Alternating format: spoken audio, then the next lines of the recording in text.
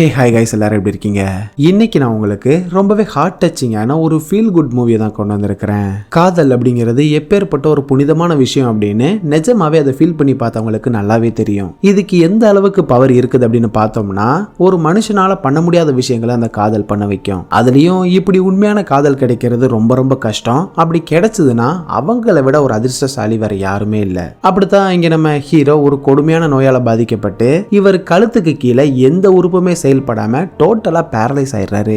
Maximum இன்னும் 3 மாசம் வரதான் உங்களால உயிரோட இருக்க முடியும்னு டாக்டர் சொல்லவும், குடும்பத்துக்கு பாரமா இருக்க வேண்டாம் அப்படின்னு இவரும் சாகிறதுக்கு தான் ட்ரை பண்றாரு. பட் இவரோட மனைவியோட பிடிவாதமும் அவங்க இவர் மேல வச்சிருக்கிற அந்த உண்மையான காதலும் நம்ம ஹீரோவோட லைஃப்ல என்னென்ன மாதிரியான மாற்றங்களை கொண்டு வந்துச்சு, நம்ம ஹீரோவால அந்த 3 மாசங்களை கடந்து வாழ முடிஞ்சதா இல்லையா அப்படிங்கறத ரொம்பவே ஹார்ட் டச்சிங்கா சொல்ற ஒரு ரியல் ஸ்டோரி தான் பிரீத். இந்த வீடியோ பார்க்கறதுக்கு முன்னாடி நம்ம சேனலை சப்ஸ்கிரைப் பண்ணலாம், மறக்காம சப்ஸ்கிரைப் பண்ணி வச்சுக்கோங்க. இப்ப வாங்க நம்ம கதைக்குள்ள போயிடலாம்.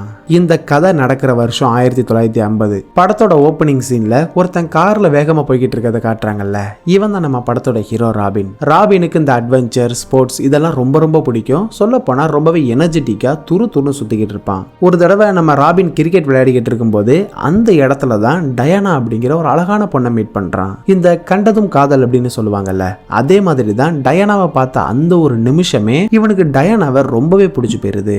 காதல் வந்துச்சுன்னா உள்ளுக்குள்ள ஒரு புது எனர்ஜி கிடைக்குமே, அதே மாதிரி தான் நம்ம ராபினும் டயானாவை பார்த்த அந்த ஒரு சந்தோஷத்துல வச்சாம் பாருங்க ஒரு ஷாட். இந்த ஷாட்டை பார்த்ததும் நம்ம டயானாக்கும் ராபினும் ரொம்பவே பிடிச்சு போயிருது. அப்புறம் என்ன, இவங்க 2 பேரும் ஒன்னா ஊர் சுத்துறது, ஜாலியா டான்ஸ் ஆடுறது அப்படின்னு இவங்களோட காதல் இன்னும் கொஞ்சம் அதிகமாயிட்டே தான் போகுது. டயானாவோட ஃபேமிலியை பத்தி சொல்லணும் அப்படின்னா, இவளுக்கு 2 அண்ணங்க இருக்காங்க. இவங்க 2 பேருமே ட்வின்ஸ். அதுவும் இல்லாம டயானாவோட அப்பா அம்மா அந்த ஊர்ல மிகப்பெரிய பணக்காரங்க. எல்லார் வீட்லயும் நடக்கிற மாதிரி தான் நம்ம டயானாவோட லவ் மேட்டர் வீட்டுக்கு தெரியவும் இவளோட 2 அண்ணனுக்குமே அதுல கொஞ்சம் கூட விருப்பமே இல்ல. டயானா, நீ என்ன பண்ணிக்கிட்டு இருக்கன்னு உனக்கு ஏதாவது தெரியுதா? எந்த நம்பிக்கையில யாருனே தெரியாத ஒருத்தனை லவ் பண்ணிக்கிட்டு இருக்க? இத்தனைக்கு அவன் நம்மளோட ரிலேட்டிவ் கூட கிடையாது. அதுவும் இல்லாம அவன்கிட்ட பெருசா எந்த வசதியும் இல்ல. அவசரப்பட்டு அவனை கல்யாணம் பண்ணிக்கிட்டானா அப்புறம் நீ தான் ஃபியூச்சர்ல ரொம்பவே கஷ்டப்படுவ. சோ நல்லா யோசனை பண்ணி ஒரு முடிவை எடுன்னு எவ்வளவோ பேசி பாக்குறாங்க. பட் இந்த பணம், பேரு, அந்தஸ்து இது எல்லாத்தையும் விடவும் இவளுக்கு ராபினை தான் ரொம்பவே பிடிச்சிருக்குது. அப்படியே நாட்களோட இவன் கென்யாக்கு பிசினஸ் சம்பந்தமா ஒரு ட்ரிப் பிளான் போட்டிருப்பான் போல. நாம எப்படி நம்ம கேர்ள் ஃப்ரெண்ட பைக்லயோ இல்ல கார்லயோ ட்ரிப் கூட்டிட்டு போறோமோ, அதே மாதிரி இவங்க 2 பேரும் ஒரு குட்டி ஃபிளைட்ல கென்யாக்கு போறாங்க.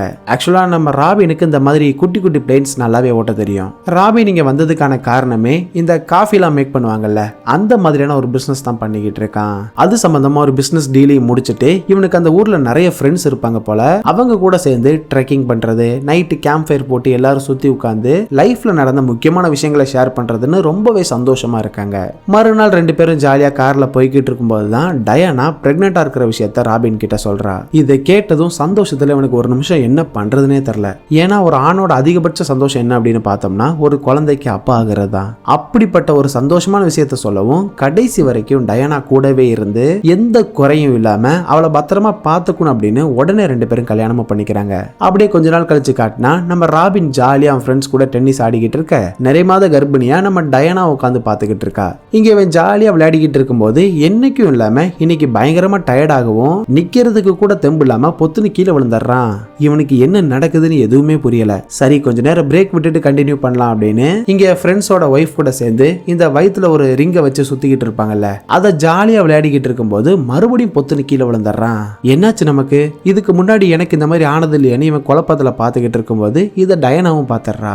பேபி என்னாச்சு உனக்கு? எதுவும் பிரச்சனையா? சேச்சா அதெல்லாம் ஒண்ணு இல்ல, நான் நல்லா தான் இருக்கிறேன். டென்னிஸ் விளையாடி விளையாடி பயங்கரமா கை வலிக்குது, அவ்வளவுதான். சரி நீ பத்திரமா வீட்டுக்கு போ, எனக்கு நாளைக்கு ஒரு முக்கியமான மீட்டிங் இருக்குது, நான் அதை முடிச்சுட்டு உன்னை வந்து பாக்குறேன் அப்படின்னு சொல்லி டயானா அங்க இருந்து பத்திரமா அனுப்பி விடுறான். அப்படியே நைட்டும் ஆகுது. சரி தூங்கலாம் அப்படின்னு பார்த்தா இவனால ஒரு கையை ஃபீல் பண்ணவே முடியல. திடீர்னு நமக்கு ஒரு கை வேலை செய்யாம போனா நம்ம எவ்வளவு பதறுவோம், அதே மாதிரி தான் ராபினும் பயந்து போயிடுறான். இவனால சரியா மூச்சு கூட விட முடியல. ஏதோ தப்பா இருக்குதுன்னு தெரியவும் உடனே அவன் ஃப்ரெண்டு கிட்ட போயிட்டு இந்த மாதிரி என்னால ஒரு கையை அசைக்கவே முடியல, அதுவும் இல்லாம பயங்கரமா மூச்சு வாங்குது அப்படின்னு பேசிக்கிட்டு இருக்கும்போதே பொத்துன்னு கீழே விழுந்துடுறான். என்னாச்சும் ஏதாச்சும் பதறி போய் ஹாஸ்பிட்டலுக்கு தூக்கிட்டு போனா டாக்டர் ஃபுல்லா செக் பண்ணி பாக்குறாரு. பட் ராபினால அவனோட கை கால் எதையுமே அசைக்க முடியல. இதுல வேற சுத்தமா மூச்சை விட முடியல அப்படின்னு சொல்லி பயங்கரமா கதறான். ராபினுக்கு இந்த மாதிரி நடந்த விஷயம் தெரிஞ்சதுமே டயானா உடனே கிளம்பி ஹாஸ்பிட்டலுக்கு வந்து பார்த்தா கழுத்துல ஆபரேஷன் பண்ணி செயற்கை சுவாசத்துக்காக ஒரு டியூப் வச்சிருப்பாங்க போல.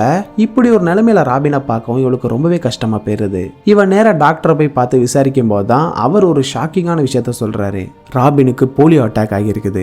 இந்த வைரஸ் அவரோட ரத்தத்துல கலந்ததுனால அது நேரா சென்ட்ரல் நர்வஸ் சிஸ்டம் கடுமையா பாதிச்சிருக்குது. இதோட விளைவா அவரோட கழுத்துக்கு கீழே எந்த உணர்ச்சிகளுமே இருக்காது. இன்னும் சொல்ல போனா வென்டிலேட்டர் உதவி இல்லாம அவரால் சுவாசிக்க கூட முடியாது. டாக்டர், இந்த நோயை குணப்படுத்திட முடியுமா? இன்னும் எவ்வளவு நாள் ஆகும் அவர் பழைய நிலைமைக்கு வர்றதுக்கு? மேடம், இந்த நோய்க்கான மருந்தை யாரும் இன்னும் கண்டுபிடிக்கவே இல்லை. அதுவும் இல்லாம இந்த போலியோ வந்த பேஷண்ட்ஸ் யாரும் ரொம்ப நாள் வாழ்ந்ததுக்கான எந்த ரெக்கார்ட்ஸுமே இல்லை. மிஞ்சி போனா இன்னும் 2-3 மாசத்துக்கு மட்டும்தான் இவரால் உயிரோட இருக்க முடியும் அப்படின்னு சொல்லவும் பாவம் டயானா ரொம்பவே கஷ்டப்படுறா. இப்ப வேணும்னா போலியோக்கு தடுப்பு மருந்துகள் கண்டுபிடிச்சிருக்கலாம். பட் அந்த காலகட்டத்தில் இதுக்கு தடுப்பு மருந்து கண்டுபிடிக்கல, இதுக்கான ட்ரீட்மெண்ட்டும் கிடையாது. இந்த ஒரு வென்டிலேட்டரோட ஹெல்ப்னால தான் ராபினால மூச்சே விட முடியுது. அப்படியே நாட்கள் ஓட டயானாக்கு ஒரு அழகான ஆண் குழந்தை பிறந்திருக்கு போல. குழந்தைய தூக்கிட்டு வந்து ராபின் கிட்ட காட்டவும் ஒரு பக்கம் இவருக்கு பயங்கர சந்தோஷமா இருந்தாலும் குழந்தைய நம்மளால கையில தூக்க முடியாததை நினைச்சு பாவம் ரொம்பவே ஃபீல் பண்றான். கொஞ்ச நாள் இங்க ட்ரீட்மெண்ட்டை பார்த்துட்டு இவனை கென்யால இருந்து பத்திரமா இங்கிலாந்துக்கு கூட்டிட்டு வந்துடுறாங்க. ராபின் அட்மிட் பண்ணியிருக்கிற அந்த வார்டுல இவன் மட்டும் தனியாளு கிடையாது, மொத்தம் 10 பேர். அத்தனை பேரும் வென்டிலேட்டர் மூலமா தான் சுவாசிக்கிறாங்க போல.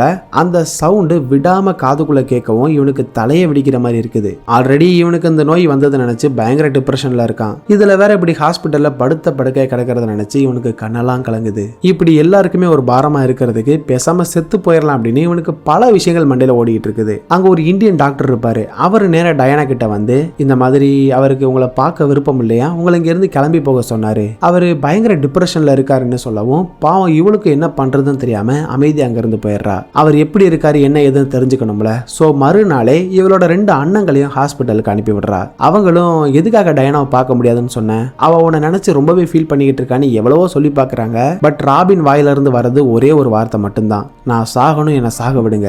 இந்த வார்த்தையை கேட்கவும் இவங்களுக்கும் கஷ்டமா போயிருது. இவன் டயானா மேல எந்த அளவுக்கு லவ் வச்சிருந்தா அவ வேற ஒரு நல்ல வாழ்க்கையை தேடி வாழட்டும் அப்படின்னு இந்த மாதிரி ஒரு வார்த்தையை சொல்லியிருப்பான். நாம தான் அவனை தப்பா புரிஞ்சுக்கிட்டோம் அப்படின்னு இவங்களும் பயங்கரமா ஃபீல் பண்றாங்க. வெளியில வந்ததும் தங்கச்சி கேட்கிறா, என்னாச்சு அவருக்கு, அவரை பாத்தீங்களா, அவர் என்ன சொன்னாரு? அவன் பயங்கர டிப்ரெஷன்ல இருக்காமா, நான் சாக போறேன் அதே தான் சொல்லிக்கிட்டு இருக்கான். இப்ப என்ன பண்றதுன்னு தெரியல அப்படின்னு இவங்க புலம்பிக்கிட்டு இருக்க டயானா ஒரே முடிவா தான் இருக்கா.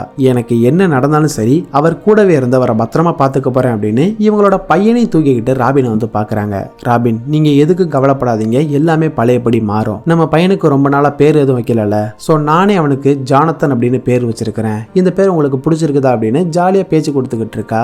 பட் ராபின் ஒரு தடவை கூட அவன் பையன் முகத்தை பார்க்கவே இல்லை. ராபினையும் குறை சொல்ல முடியாது, ஏன்னா இவன் நிலைமையில யார் இருந்தாலும் சரி ரொம்பவே மனசுடைஞ்சு போயிருவாங்க. பழைய மாதிரி ராபின் எந்திரிச்சு ஓடணும் அப்படின்னு இவளும் தினம் ஹாஸ்பிட்டலுக்கு வந்து பாக்குறா. பட் அவனோட நிலைமை இன்னுமே மோசமாயிட்டே தான் போகுது. இவன் பக்கத்து பெட்ல ஒருத்தர் இருப்பான். அவனுக்கும் நம்மால மாதிரியே கழுத்துக்கு கீழே எந்த உறுப்புமே செயல்படாது. அவன் ராபினை பார்த்து கேட்கறான், என்ன தம்பி, நானும் வந்ததுல இருந்து பாக்குறேன் யார் கூடயும் சரியா பேசாம அமைதியாவே இருக்க, நீங்க வேற என்ன என் நிலைமையை தான் பாத்தீங்கல்ல, ஆமா நீங்க எப்படி இவ்வளவு ஜாலியா இருக்கீங்க? தம்பி, நமக்கு வந்து அந்த நோயை என்ன பண்ணாலும் குணப்படுத்த முடியாது. அதை நினைச்சு வருத்தப்பட்டுக்கிட்டே இருந்தேன்னு வையேன், இதோ எதிர்கட்டல்ல இருக்கிறவன் நேத்து செத்து போனா பாரு, அந்த மாதிரி அனாமத்தா தான் சாகணும். சோ இருக்கிற வரைக்கும் கொஞ்சம் சந்தோஷமா இருந்துட்டு போயிடலாம் அப்படின்னு சொல்லவும் ராபின் யோசனை பண்ணி பாக்குறான். டெய்லி நைட்டு கனவுல இவனோட கை கால் எல்லாம் பழையபடி நார்மலா வேலை செய்யற மாதிரியான கனவுகள் வரும். பட் அது நிஜம் கிடையாது, ஒரு கனவு அப்படின்னு தெரிய வரவும் இவன் ரொம்பவே கஷ்டப்படுறான். மறுநாள் விடிஞ்சதுமே மறுபடியும் இவன் ராபினை பார்க்க ஹாஸ்பிட்டலுக்கு வந்துடுறா. டயானா, உனக்கு சொன்னா புரியாதா, எதுக்கு டெய்லி என்ன வந்து பாக்குற? எதுக்குன்னா நான் உங்களோட மனைவி, அதுவும் இல்லாம நான் உங்களை லவ் பண்றேன். எனக்கு மட்டும் இல்ல, நம்ம பையன் ஜானத்தனுக்கும் நீங்க வேணும். உங்களை சந்தோஷமா வச்சுக்கிறதுக்காக நான் என்ன வேணாலும் பண்ணுவேன் அப்படின்னு இவ சொல்லும் போதுதான் டயானா எந்த அளவுக்கு ராபினை லவ் பண்றா அப்படிங்கிறது நமக்கு தெரியுது. இவ அப்படி பேசுறத பார்த்ததும் ராபினுக்கு கண்ணெல்லாம் கலங்குது. எனக்கு இந்த இடத்துல இருக்கிறது சுத்தமா பிடிக்கல, என்னை இங்க இருந்து வெளியே கூட்டிட்டு போயிருன்னு பாவம் அழுதுகிட்டே சொல்லவும் டயானாவும் இது சம்பந்தமா டாக்டரை போய் பாக்குறா. மேடம், நான் சொல்றேன் தப்பா எடுத்துக்காதீங்க, உங்க ஹஸ்பண்ட் இங்க இருந்து நீங்க கூட்டிட்டு போகணும் அப்படின்னு நினைக்கிறது அவரோட உயிருக்கே மிகப்பெரிய ரிஸ்க். சோ என்னால அந்த விஷயத்துக்கு ஒத்துக்க முடியாது. டாக்டர், அந்த வென்டிலேட்டர் மூலமா தானே அவர் சுவாசிக்கிறாரு, அதை நான் என் வீட்லயே வாங்கி வச்சேன் அப்படின்னா அவர் அங்க வச்சு பத்திரமா பாத்துக்க முடியும்ல. அதுவும் இல்லாம நர்ஸ் அதை ஆப்ரேட் பண்றதா நான் கிட்ட இருந்து பாத்திருக்கேன். டயானா, உங்களுக்கு இதோட சீரியஸ்னஸ் புரியல, நான் உங்களுக்கு தெளிவா எக்ஸ்பிளைன் பண்றேன். அந்த வென்டிலேட்டர் இருக்கிறதுனால தான் உங்க ஹஸ்பண்டால உயிரோட இருக்க முடியுது. அது மட்டும் வேலை செய்யாம போயிருச்சு அப்படின்னா 2 நிமிஷத்துல அவர் இறந்து போயிருவாரு. சோ அவர் இங்க இருந்து கூட்டிட்டு போறதுக்கு நான் அலோ பண்ண மாட்டேன் அப்படின்னு சொல்லி இவள அங்க இருந்து அனுப்பி விட்டுறாங்க. அப்பயும் டயானா விடுற மாதிரியே தெரியல. ராபினை பத்திரமா வச்சு பாத்துக்கணும்ல, சோ வசதியா இருக்கிற மாதிரி ஒரு புது வீட்டையே வாங்கிடுறா. இப்ப அடுத்ததா ராபினை எப்படியாவது அந்த சீஃப் டாக்டருக்கு தெரியாம அங்க இருந்து தூக்கிட்டு வரணும். இவளால அதை தனியா பண்ண முடியாதுல்ல. சோ இவளுக்கு ஹெல்ப் பண்றதுக்காக அந்த ஹாஸ்பிட்டல்ல ஒரு இந்தியன் டாக்டர் ஒருத்தர் இருப்பான். அவங்க கிட்ட இந்த விஷயத்த சொல்லி ஹெல்ப் கேட்டா சீஃபுக்கு தெரிஞ்சா அவர் செமையா திட்டுவார் அப்படின்னு ரொம்பவே பயப்படுறான். அப்புறம் பேசி புரிய வச்சு அந்த டாக்டர் அப்புறம் நர்ஸோட ஹெல்ப்னால நைஸா இவன் அங்க இருந்து வெளியே கூட்டிட்டு வந்தா கரெக்டாக நம்ம சீஃப் வந்துடுறாரு. என்ன தைரியம் இருந்தா என் பெர்மிஷன் இல்லாம இந்த மாதிரி ஒரு காரியத்தை பண்ணுவீங்க, நீங்க 2 பேரும் தான் அதுக்கு உடந்தையா? இல்ல சீஃப், ராபின் தான் இங்க இருந்து வெளியே போகணும்னு ஆசைப்பட்டாரு. பேஷண்ட் ஆசைப்பட்டா அதை நம்ம செஞ்சு வைக்கணும்ல. அவர் ஆசைப்பட்டா உடனே அனுப்பி வச்சிருவீங்களா? முதல்ல அவரை உள்ள கூட்டிட்டு போங்க அப்படின்னு இவர் பயங்கரமா கத்தவும் நம்ம ராபினே சமகடுப்பாயிடுறான். டாக்டர், அவங்களே எதுக்கு திட்டுறீங்க? நான் தான் இங்க இருந்து போகணும்னு ஆசைப்பட்டேன். என்ன நீங்க விடல அப்படின்னா அப்புறம் போலீஸுக்கு கால் பண்ண வேண்டியதாயிரும் அப்படின்னு சொல்லவும் இவரால எதுவுமே பேச முடியல. டயானாவோட பிரதர்ஸும் ஹெல்ப்புக்கு கூட வர ஒரு வழியா கஷ்டப்பட்டு இவனை தூக்கிட்டு போய் அந்த புது வீட்டுல படுக்க வைக்கவும் தான் ராபினுக்கு கொஞ்சம் நிம்மதியாவே இருக்குது. ஹாஸ்பிட்டல்ல அந்த மிஷினோட சவுண்டை கேட்டு கேட்டு இப்போ இந்த மாதிரி ஃபேமிலி கூட ஒன்னா இருக்கிறத பார்க்கவும் இவனுக்கு அவ்வளவு சந்தோஷமா இருக்குது. அப்படியே நாட்களோட ஒரு நாள் ஜானத்தன் அவன் நாய்க்குட்டி கூட விளையாடிக்கிட்டு இருக்கும்போது அந்த நாய்க்குட்டி தெரியாதனமா அந்த வென்டிலேட்டரோட பிளக்கை புடுங்கி விட்டுருது. வென்டிலேட்டர்னால தான் நம்ம ராபினோட உயிரே இருக்குது. அந்த வென்டிலேட்டரோட பிளக்கை புடுங்கினதுனால இவனால சரியா மூச்சு விட முடியாம உயிருக்கு போராடிக்கிட்டு இருக்கான். இவன் நிலைமைய பாருங்க. இவனால சத்தம் போட்டு ஹெல்ப் கூட கேட்க முடியல. இந்த பக்கம் ஜானத்தனை காட்டினா இவனால இன்னும் ஒழுங்கா வாய் பேச கூட முடியாதுல்ல. நேரா அம்மா கிட்ட போயிட்டு அந்த குழந்தை வாய்ஸ்ல கத்திக்கிட்டே உள்ள அப்பாவை பார்த்து கையை காட்டுறான். பட் இவன் என்ன சொல்ல வரான் அப்படிங்கறத டயானாவால புரிஞ்சுக்க முடியல. இவன் எதுக்கு உள்ளே கை காட்டிக்கிட்டு இருக்கான் அப்படின்னு சந்தேகப்பட்டு வந்து பார்த்தா ராபின் உயிருக்கு போராடிக்கிட்டு இருக்கதை பார்த்ததும் பதறி போய் அந்த வென்டிலேட்டரோட ஒயரை பிளக் பண்ணி விட்டு ஒரு வழியை அவனை காப்பாத்திடுறாங்க. அப்படியே நாட்களோட இன்னைக்கு நம்ம குட்டி பையன் ஜானத்தனுக்கு பிறந்த நாள். இதை பெருசா செலிப்ரேட் பண்ணணும் அப்படின்னு ராபினோட ஃப்ரெண்ட்ஸ் ரிலேட்டிவ்ஸ்னு எல்லாரும் இங்க கிளம்பி வந்துடுறாங்க. இத்தனை நாளுக்கு அப்புறம் இவங்க எல்லாரையும் ஒன்னா பார்க்கவும் ராபினுக்கு அவ்வளவு சந்தோஷமா இருக்குது. ஒரு நாள் ராபினுக்கு வந்து சும்மா வெளியே பார்த்துக்கிட்டு இருக்கும்போது இவனோட பையன் ஒரு தள்ளுவண்டி வச்சு விளையாடிக்கிட்டு இருக்கான். அதை பார்த்ததும் இவனுக்கு ஏதோ ஒரு ஐடியா தோணவும் உடனே இவனோட பெஸ்ட் ஃப்ரெண்டு டெடிக்கு கால் பண்றான். ஆக்சுவலா டெடியை பத்தி சொல்லணும் அப்படின்னா இவர் ஒரு பயங்கரமான மெக்கானிக்னு சொல்ல முடியாது, ஒரு திறமையான இன்ஜினியர். ராபினுக்கு இப்படி படுத்த படுக்கையா கிடக்கிறதுல கொஞ்சம் கூட விருப்பம் இல்லை. இவனுக்கு வெளியே போய் கொஞ்சம் ரிலாக்ஸ் பண்ணணும். ஸோ டெடிக்கு கால் பண்ணி எனக்கு ஏத்த மாதிரி ஒரு வீல் சேரை ரெடி பண்ணி கொடு அப்படின்னு கேட்கவும் நண்பனுக்காக அதுவும் அந்த காலத்திலேயே நிறைய ஃபீச்சர்ஸ் இருக்கிற மாதிரி ஒரு வீல் சேரையை ரெடி பண்ணி கொடுக்குறாரு. அந்த சேர்ல ராபினை உட்கார வச்சு வெளியே கூட்டிட்டு வரவும் இவன் முகத்தை பார்க்கணுமே, ஏதோ இவன் எந்திரிச்சு நடக்கிற மாதிரி ஃபீல் பண்றான். இப்போதான் இவனால எங்க வேணாலும் போக முடியும்ல. சோ அடுத்த நாளை கிளம்பி ஹாஸ்பிட்டல்ல இவன் ஃப்ரெண்டை பார்க்கறதுக்கு போறான். இவன் திரும்ப வந்ததை பார்த்ததுமே இந்த சீஃப் டாக்டருக்கு கொஞ்சம் கூட பொறுக்கல. யார் இவரை உள்ள விட்டது? இவர் இப்படி வீல் சேர்ல வந்திருக்கிறத வேற பேஷண்ட்ஸ் பார்த்தாங்கன்னா அவங்களுக்கும் இந்த மாதிரி நார்மல் ஆகிரும் அப்படிங்கிற ஒரு பொய்யான நம்பிக்கையை கொடுக்கும். என் அனுமதி இல்லாம யாரையும் உள்ள விடாதீங்க அப்படின்னு மூஞ்ச உருன்னு வச்சு பேசிட்டு போயிடுறாரு. யார் அவர் அப்படிங்கிற மாதிரி இவனு சிரிச்சுக்கிட்டே அந்த பக்கத்து பெட்ல இருந்த ஃப்ரெண்டை பார்த்து பேசுறான். டே ராபின், என்னடா ஆளை மாறிட்ட? நான் சாக போறேன்னு சொல்லிக்கிட்டு இருந்த முகத்துல இப்ப சிரிப்பை பாருங்க அப்படின்னு 2 பேரும் மாறி மாறி கலாய்ச்சி பேசிக்கிட்டு இருக்கும்போது ராபினுக்கு ஒரு ஐடியா தோணுது. நமக்கு வசதி இருக்குது, ஸோ நாம இந்த மாதிரி ஒரு வீல் சேரை ரெடி பண்ணிட்டோம். என்ன மாதிரி இன்னும் எத்தனை பேர் இருக்காங்க, அவங்களுக்கு இந்த மாதிரி ஒரு சேர் கிடைச்சா எவ்வளவு சந்தோஷப்படுவாங்க அப்படின்னு யோசனை பண்ணி பார்க்கறான். அப்படியே வருஷங்களோட நம்ம குட்டி பையன் ஜானத்தன் கொஞ்சம் பெரிய பையனா வளர்ந்துடுறான். ஒரு நாள் ராபின் கார்டன்ல உட்காந்துக்கிட்டு இருக்கும்போது இவன் இதுக்கு முன்னாடி நிறைய அட்வென்ச்சர்ஸ் பண்ணிருப்பான்ல, அது எல்லாத்தையும் ஒவ்வொன்றா நினைச்சு பார்த்து ரொம்பவே ஃபீல் பண்ணிக்கிட்டு இருக்கான். ஒரு நாள் குட்டி பையன் போட்டோஸ் எல்லாம் எடுத்து பார்த்துக்கிட்டு இருக்கும்போது அதுல ராபின் யானை கூட எல்லாம் போட்டோஸ் எடுத்திருக்கிறத பாக்குறான். அப்பா, நீங்க யானையை நேர்ல பார்த்திருக்கீங்களா? என்னைய மட்டும் எதுக்கு நீங்க கூட்டிட்டு போகல? ப்ளீஸ் பா, என்னைய எங்க கூட்டிட்டு போங்க அப்படின்னு கேட்கவும் இவனுக்கு அது ரொம்பவே கஷ்டமா போயிருது. நம்ம ராபின் ஒரு நாள் கூட சும்மா இருந்தது இல்ல, ஃபுல்லா டிராவல் அட்வென்ச்சர்னு கலக்கிக்கிட்டு இருந்தான். பட் இப்ப பையன் ஆசையா கேட்கறான், நம்மளால அதை கூட பண்ண முடியல அப்படின்னு இவன் ரொம்பவே கண் கலங்கவும் டயானா தான் இவனை சமாதானப்படுத்துறா. ஹஸ்பண்ட் இப்படி கஷ்டப்படுறத பார்த்து டயானா என்ன பண்றான்னா ராபினோட ஃப்ரெண்டு டெடி இருக்கார்ல, அவர்கிட்ட ஏதோ ஒரு ஹெல்ப் கேட்டிருப்பா போல. எப்படியாவது ராபினை கூட்டிக்கிட்டு டிராவல் பண்ணணும் அப்படின்னு இவனுக்கு ஏத்த மாதிரி ஒரு மினி வேனை ரெடி பண்ணி அதுல ராபினை உட்கார வச்சு ஊர் ஃபுல்லா சுத்தி காட்டவும் இவன் முகத்துல சந்தோஷத்தை பார்க்கணுமே. இதுக்கெல்லாம் காரணம் வேற யாரும் இல்ல, இவனோட மனைவி டயானா தான். அப்படியே வருஷங்களோட நம்ம ஜானத்தனும் பெரிய பையனா வளர்ந்துடுறான். அப்பா எப்படி கிரிக்கெட் சூப்பரா விளையாடுவாரோ அதே மாதிரி பையன் விளையாடுறத பார்க்கவும் ராபினுக்கு அவ்வளவு சந்தோஷமா இருக்குது. அன்னைக்கு நைட்டு 2 பேர் உட்காந்து பேசிக்கிட்டு இருக்கும்போது தான் ராபின் ஒரு விஷயத்த சொல்றான். ஆக்சுவலா இவனுக்கு ஸ்பெயின்ல ஒரு ரோட் ட்ரிப் போகணும் அப்படிங்கிறது ரொம்ப நாள் ஆசை. பட் இப்படி ஒரு இன்சிடென்ட் நடக்கவும் இவனால எதுவுமே பண்ண முடியாம போயிருது. இப்போ அந்த ஆசையை டயானா கிட்ட சொல்லவும் இவளும் உடனே ஒரு பெரிய ஃபிளைட்டை புக் பண்ணி அதுல அந்த வேனோட நம்ம ராபினை ஏத்திக்கிட்டு ஸ்பெயினுக்கு போறாங்க. அப்படியே ஜாலியா ஸ்பெயின்ல ரோட் ட்ரிப் போய்கிட்டு இருக்கும்போது ராபினோட அந்த வென்டிலேட்டர் திடீர்னு வெடிச்சிருது. பதறி போய் வண்டியை ஒரு ஓரமா பார்க் பண்ணிட்டு வெளியே வந்து பார்த்தா அந்த இடமே ஒரு பொட்டல் காடு மாதிரி இருக்குது. சுத்தி ஒரு ஆள் நடமாட்டம் கூட கூட கிடையாது. வென்டிலேட்டர் வேலை செய்யாட்டி ராபினால 2 நிமிஷம் கூட தாங்க முடியாது. சோ அவருக்கு மூச்சு காத்து கிடைக்கிறதுக்காக அந்த ப்ளோவரை கையாலே அழுத்தி அழுத்தி தான் சுவாசம் கொடுத்துக்கிட்டு இருக்காங்க. சுத்தி கண்ணு கெட்டின தூரம் வரைக்கும் ஒரு ஆள் நடமாட்டம் கூட தெரியல. இப்ப என்ன பண்றது அப்படின்னு தெரியாம இவங்க தவிச்சுக்கிட்டு இருக்கும்போது அந்த இடத்துக்கு ஒரு வயசானவர் கார்ல வராரு. சார் ப்ளீஸ் எங்களுக்கு கொஞ்சம் ஹெல்ப் பண்ணுங்க, நாங்க அர்ஜென்ட்டா ஃபோன் பண்ணணும், உங்ககிட்ட ஃபோன் ஏதாவது இருக்குதா அப்படின்னு கேட்டா அவருக்கு சுத்தமா இங்கிலீஷ் தெரியாது போல. இவங்க பேசுறது எதுவுமே அவருக்கு புரியல. சோ டக்குன்னு யோசிச்ச டயானா இவளோட அண்ணனை அந்த கார்ல ஏத்தி விட்டு எப்படியாவது டெடிக்கு கால் பண்ணி இந்த விஷயத்த சொல்லிருன்னு சொல்லி அனுப்பி விடுறா. அன்னைக்கு நைட்டு வருது. அந்த ப்ளோவரை வேற விடாம அழுத்திக்கிட்டே இருக்கணும்ல. சோ ஒருத்தருக்கு கை வலிக்கும் போது இன்னொருத்தர்னு 3 பேரும் மாத்தி மாத்தி அதை அமுக்கிக்கிட்டு இருக்காங்க. அப்படியே மறுநாள் காலையில விடியுது. அந்த வழியா போன ஊர் மக்கள் எல்லாரும் ராபின் கிட்ட பேச்சு கொடுத்து இவனோட கதை எல்லாரும் கேட்டுக்கிட்டு இருக்காங்க. நம்மளாலதான் யார் கூடனாலும் ஈஸியா அட்டாச் ஆகிருவானே. சோ எல்லாருமே நம்ம ராபின் கூட பயங்கர க்ளோஸ் ஆயிடுறாங்க. ராபினை சந்தோஷமா வச்சுக்கணும் அப்படின்னு அந்த ஊர் மக்கள் எல்லாரும் ஒண்ணு சேர்ந்து பார்ட்டி டான்ஸ்னு அன்னைக்கு நாள் ரொம்பவே சந்தோஷமா போகுது. மறுநாள் காலையில விடிஞ்சதுமே டெடியே கிளம்பி இங்க வந்துடுறாரு. அவர் இங்க வந்து பார்த்ததும் செம ஷாக்கு. டேய் என்னடா இது, ஒரே பொட்டல் கடை இருக்குது, ஆள் நடமாட்டமே இல்லைன்னு சொன்னீங்க, இப்ப என்னன்னா ஒரு திருவிழா மாதிரி பயங்கர கூட்டமா இருக்குதுன்னு சிரிச்சுக்கிட்டே அந்த வென்டிலேட்டரையும் சரி பண்ணிடுறாரு. அப்படியே அந்த ஊர் மக்கள் எல்லாருக்கும் ஒரு பெரிய குட் பை சொல்லிட்டு இவங்க பழையபடி ரிட்டர்ன் கிளம்பி நேரா நம்ம டெடியோட இடத்துக்கே வந்துடுறாங்க.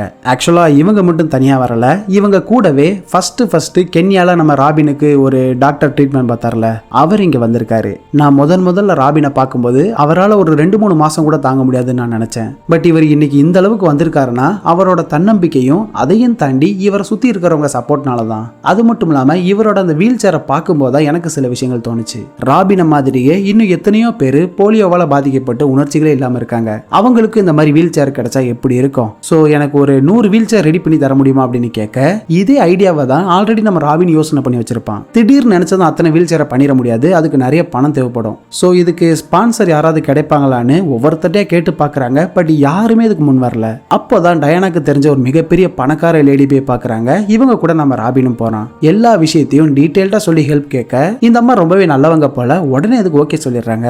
அப்படியே கட் பண்ணா டெடியோட ஹெல்ப்னால ராபினுக்கும் அவனோட ஃப்ரெண்ட்ஸுக்கும் சூப்பரா ஒரு வீல் சேரை ரெடி பண்ணி எல்லாரையும் அதுல உட்கார வச்சு ஹாஸ்பிட்டல்ல இருந்து வெளியே கூட்டிட்டு வருவாங்க பாருங்க. இவன் ஃப்ரெண்ட்ஸ் எல்லாரோட முகத்திலயும் அவ்வளவு சந்தோஷம். வெளியே பார்த்தா பிரஸ் மீடியான்னு ஒரு படையே வந்து நின்னுகிட்டு இருக்க அப்ப நம்ம டாக்டர் ஒரு ஸ்பீச் கொடுக்கறாரு. போலியோவால பாதிக்கப்பட்டவங்களுக்காக நாங்க சேர்ந்து எடுத்த ஒரு புது முயற்சி தான் இது. நம்ம ஊர்ல மட்டுமே கிட்டத்தட்ட 100 பேருக்கு மேல இந்த மாதிரி நோயால பாதிக்கப்பட்டு கஷ்டப்பட்டுக்கிட்டு இருக்காங்க.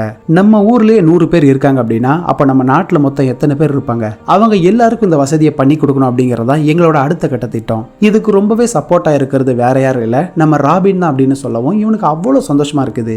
இந்த ஒரு நியூஸ் வேர்ல்டு ஃபுல்லா பாப்புலர் ஆகவும் ஜெர்மனில இருக்கிற ஒரு மிகப்பெரிய ஹைடெக் ஹாஸ்பிட்டல்ல நம்ம ராபினை ஒரு சீஃப் கெஸ்டா கூப்பிடுறாங்க. சரின்னு இவங்களும் கிளம்பி அந்த ஹாஸ்பிட்டலுக்கு போய் பார்த்தா அந்த ஹாஸ்பிட்டலே பார்க்கிறதுக்கு பயங்கர ஹைடெக்கா இருக்குது. பட் அவங்க பேஷண்ட்ஸை ட்ரீட் பண்ற விதத்தை பார்த்ததும் எல்லாருக்கும் செம ஷாக்கு. பேஷண்ட்ஸை ஒரு தனித்தனி பாக்ஸ்ல அடைச்சு வச்சு அவங்களோட தலை மட்டும் வெளியே இருக்கிற மாதிரி வச்சிருக்கவும் இது ஜெயிலை விடவும் மோசமா இருக்குது அப்படின்னு சொல்லிட்டு போயிடுறான். அதே ஹாஸ்பிட்டல்ல ஒரு கான்ஃபரன்ஸ் மீட்டிங் நடக்க இருக்குது. அதுல நம்ம ராபினை ஸ்பீச் கொடுக்க சொல்லவும் இவனும் பயங்கர கோவமா பேச ஆரம்பிக்கிறான். முதல்ல எல்லாரும் என்ன மன்னிச்சிருங்க, நீங்க நடத்துறது பேர் ஹாஸ்பிட்டல் கிடையாது, அது ஒரு ஜெயில். பேஷண்ட்ஸை அன்பா பாத்துக்கல அப்படின்னாலும் பரவாயில்ல, அவங்கள ஒரு கைதி மாதிரி அடைச்சு வச்சிருக்கீங்க. உங்களுக்குலாம் எங்களோட மனநிலைமையை பத்தி கொஞ்சம் கூட கவலையே கிடையாது. எனக்கு இந்த மாதிரி ஒரு நிலைமை வந்ததும் ஆரம்பத்துல எல்லாரும் மாதிரி நானும் இறந்து போயிடலாம் தான் நினைச்சேன். பட் நான் வாழணும் அப்படிங்கிற எண்ணத்தை எனக்குள்ள விதைச்சதே என்னோட மனைவி டயனா தான். எனக்கு நீங்க வேணும், நம்ம குழந்தை பெரிய பையனா வளர்றத நீங்க கூடவே இருந்து பார்க்கணும் அப்படின்னு ஒவ்வொரு நாளும் என்ன மோட்டிவேட் பண்றது மட்டும் இல்லாம என் கூடவே இருந்து ஒரு குழந்தை மாதிரி என்ன பாத்துக்கிட்டா. இவ்வளவு பெரிய தியாகத்தை யாரு பண்ணுவா சொல்லுங்க? நான் இப்போ சந்தோஷமா இருக்கிறதுக்கு காரணமே என்னோட மனைவி டயனா தான் அப்படின்னு சொல்லவும் இவளுக்கு கண்ணெல்லாம் கலங்குது. நான் உங்க எல்லார்கிட்டையும் கெஞ்சி கேட்கறது ஒரே ஒரு விஷயம் மட்டும்தான், நீங்க பேஷண்ட்ஸை மதிக்கலனாலும் பரவாயில்ல, அவங்களே ஒரு மனுஷனா பாருங்க அப்படின்னு ஒரு பயங்கர ஸ்பீச் கொடுக்கவும் அந்த ஆடிட்டோரியம்ல இருந்த எல்லாருமே எந்திரிச்சு நின்று கை தட்டுறாங்க. அப்படியே நாட்களோட நம்ம ஜானத்தன் இப்போ எவ்வளவு பெரிய பையனா வளர்ந்துட்டான்னு பாருங்க. ஒரு நாள் திடீர்னு டயனா கத்துற சவுண்டு கேட்கவும் இவனு பதறி அடிச்சு ஓடி போய் பார்த்தா நம்ம ராபினோட கழுத்துல ஒரு டியூப் மாட்டிருப்பாங்கல்ல, அந்த ஓட்ட வழியா பயங்கரமா ரத்தம் பீச்சு அடிச்சுக்கிட்டு இருக்குது. அப்பாவை இந்த மாதிரி ஒரு நிலைமையில பார்க்கவும் ஜானத்தன் ரொம்ப பயந்து போயிடுறான். உடனே டாக்டர் கிட்ட இன்ஃபார்ம் பண்ண அவர் வந்து செக் பண்ணி பார்க்கறாரு. நார்மலா போலியோ அட்டாக் ஆனவங்க 2 மாசத்துலயோ இல்ல 3 மாசத்துலயோ இறந்து போயிருவாங்க. பட் நம்ம ராபின் மட்டும் அவன் ஒய்ஃபோட ஹெல்ப்னால இத்தனை வருஷம் வாழ்ந்ததே பெரிய விஷயம். அவரோட ஆர்கன்ஸ் எல்லாம் ஒவ்வொன்றா டேமேஜ் ஆகிட்டே வரதுனால அவரால் இன்னும் ரொம்ப நாளைக்கு உயிரோட இருக்க முடியாது அப்படின்னு சொல்லவும் இவங்களுக்கு என்ன பண்றதுனே தெரியல. டாக்டர் கிளம்புனதுமே கொஞ்சம் மனசு விட்டு பேசலாம் அப்படின்னு சொல்லி பையனையும் ஒய்ஃபையும் கூட்டிக்கிட்டு வெளியே போறாரு. இங்க பாரு டயனா, நீ எனக்காக எல்லாமே பண்ணியிருக்க. நான் சந்தோஷமா இருந்தது, ஜாலியா டிராவல் பண்ணது, இப்ப நான் உயிரோட இருக்கிறது உன்னாலதான். நான் வாழ்ந்ததெல்லாம் போதும். கடைசி காலத்துல உங்க எல்லாருக்கும் ஒரு பாரமா இருக்க நான் ஆசைப்படல. என்னோட என்னோட வாழ்க்கையை நான் முடிச்சுக்கிறேன் அப்படின்னு சொல்லவும் வருது டயானாக்கு கோவம். எனது வாழ்க்கையை முடிச்சுக்க போறீங்களா? இதுக்காகவா நாங்க இவ்வளவு கஷ்டப்பட்டு உங்களை பார்த்துக்கிட்டோம்? உங்களுக்கு எப்படி இந்த மாதிரி ஒரு விஷயம் தோணலாம் அப்படின்னு பயங்கரமா கோவப்படுறா. பட் ராபின் கேட்கிற மனநிலைமையிலே இல்ல. எனக்காக நீ எவ்வளவு பண்ணிருக்க டயானா, போதும் எல்லாத்தையும் நிறுத்திக்கலாம். நான் ஆசைப்பட்ட மாதிரி என் லைஃபை நானே முடிச்சுக்கிறேன் அப்படின்னு சொல்லவும் டயானாவால சுத்தமா முடியல. பட் இருந்தாலும் ராபின் கெஞ்சி கேட்கறதுக்காக வேற வழி இல்லாம இவளும் அதுக்கு ஒத்துக்கிறா. மறுநாளே டாக்டர் கூப்பிட்டு இந்த கருணை கொலையை பத்தி பேசவும் இவருக்கு சமஷாக்கு. ராபின், நீங்க தெரிஞ்சுதான் அதை கேக்குறீங்களா? சட்டப்படி இது ரொம்ப ரொம்ப தப்பு. உங்க ஃபேமிலி இதுல இன்வால்வ் ஆயிருக்கு அப்படின்னு தெரிஞ்சதுன்னா அவங்கள தூக்கி ஜெயில போட்டுருவாங்க. டாக்டர், அதனாலதான் உங்களை இங்க வர சொன்னேன். என் ஃபேமிலிக்கு இதுக்கும் எந்த சம்மந்தமும் இல்லாத மாதிரி பாத்துக்கணும். அதுவும் இல்லாம இது ஒரு நேச்சுரல் டெத் மாதிரி தான் தெரியணும் அப்படின்னு இவர் கெஞ்சி கேட்கவும் இவர் வேற வழி இல்லாம இதுக்கு ஒத்துக்கிறாரு. ராபினுக்கு ஒரு பெரிய சென்ட் ஆஃப் பார்ட்டி ரெடி பண்ணணும் அப்படின்னு இவனோட ஃப்ரெண்ட்ஸ், ஃபேமிலி, ரிலேட்டிவ்ஸ் எல்லாரையும் கூப்பிட்டு ஒரு பெரிய பார்ட்டியவே அரேஞ்ச் பண்ண ஒருத்தர் கூட விடாம எல்லாரும் அதுல கலந்துக்கிட்டு பார்ட்டி டான்ஸ் அப்படின்னு ராபின் கூட சந்தோஷமா இருக்காங்க. என்னதான் இவன் முன்னாடி சந்தோஷமா இருக்கிற மாதிரி நடிச்சாலும் அவங்களுக்குள்ளேயும் ராபின் சாக போறது நினைச்ச அந்த வருத்தம் இருக்கும்ல. சோ தனியா போய் நின்று ஒவ்வொருத்தரா ஃபீல் பண்றத பார்க்கும்போது தான் ராபின் எந்த அளவுக்கு உறவுகளை சம்பாதிச்சிருக்கான் அப்படிங்கிற விஷயம் நமக்கு தெரிய வருது. அன்னைக்கு நைட்டே டாக்டர் கால் பண்ணி நாளைக்கு மார்னிங் ஷார்ப்பா 11:30க்கு நம்ம வேலையை ஸ்டார்ட் பண்ணிடலாம் அப்படின்னு கூப்பிடவும் அவரும் கிளம்பி வந்துடுறாரு. இந்த விஷயத்துல ஃபேமிலியை இன்வால்வ் பண்ண அவங்களுக்கு தானே பிரச்சனை வரும். சோ ஒய்ஃப், பையன் 2 பேரையும் கூப்பிட்டு நீங்க 2 பேரும் ஷார்ப்பா 11:30க்கு வெளியே இருக்கிற ரெஸ்டாரண்ட்ல வெயிட் பண்ணிட்டு ஷார்ப்பா 12:30 மணிக்கு மறுபடியும் வந்து பாருங்க அப்படின்னு சொல்லி அனுப்பி வச்சுட்டு டாக்டர் அந்த ப்ரொசீஜர் எல்லாம் பண்ணி முடிச்சுட்டு அங்க இருந்து கிளம்பவும் இவங்க 2 பேரும் உள்ள போய் ராபினை பாக்குறாங்க. முதல்ல ராபின் அவர் பையன் ஜானத்தனை பார்த்து பேசுறாரு. ஜானத்தன், உன்ன மாதிரி ஒரு பையன் கிடைக்க நான் கொடுத்து வச்சிருக்கணும். உன் அம்மா உன்னை ரொம்பவே சூப்பரா வளர்த்துருக்கா. நான் போனதுக்கு அப்புறம் நீ இந்த அம்மாவை பத்திரமா பாத்துக்கணும், சரியா அப்படின்னு பையனுக்கு ஆறுதல் சொல்லிட்டு அப்புறமா டயானாவா பாக்குறாரு. டயானா, எனக்காக நீ உன்னோட வாழ்க்கையவே தியாகம் பண்ணிருக்க. இனிமேலாவது உனக்கு பிடிச்ச மாதிரியான ஒரு வாழ்க்கை நீ வாழு. உன்னை நான் ரொம்பவே கஷ்டப்படுத்திட்டேன்ல அப்படின்னு இவர் சிரிச்சுக்கிட்டே பேசினாலும் உள்ளுக்குள்ள அவ்வளவு வலிகள் இருக்குது. ஒரு மனுஷன் இறக்கும் போது அவன் வாழ்ந்த அந்த வாழ்க்கை அவன் கண்ணு முன்னாடி வந்துட்டு போகும்னு சொல்லுவாங்க தெரியுமா? அதே மாதிரி தான் அவ கூட வாழ்ந்த அந்த ஒரு அழகான வாழ்க்கை. அப்புறம் ஜானத்தன் குட்டி பையனா இருக்கும்போது இவர் கூட விளையாடினதுன்னு எல்லாமே ஞாபகத்துக்கு வர கொஞ்ச நேரத்திலே ராபின் இறந்து போயிடுறாரு. நான் ஆரம்பத்தில் சொன்ன மாதிரி தான் இது ஒரு ரியல் ஸ்டோரி. படத்தோட எண்டில் அந்த உண்மையான ராபினையும் அவரோட மனைவி டயானாவையும் காட்டுறாங்க. ராபினும் டெடியும் சேர்ந்து பண்ண இந்த ஒரு வீல் சேர் இதே மாதிரி கஷ்டப்படுற நிறைய மக்களுக்கு அது யூஸ் ஆயிருக்குது. அது மட்டும் இல்லாம ஜானத்தன் வளர்ந்து ஒரு பெரிய பிலிம் ப்ரொடியூசர் ஆகி தன்னோட அப்பாக்காகவும் அம்மாக்காகவும் இந்த ஒரு படத்தை எடுத்ததா சொல்லப்படுது. நீங்க சொல்லுங்க, படம் எப்படி இருந்துச்சு? அடுத்து இதே மாதிரி சூப்பரான படத்தோட உங்களை சந்திக்கிறேன். அது வரைக்கும் டாடா.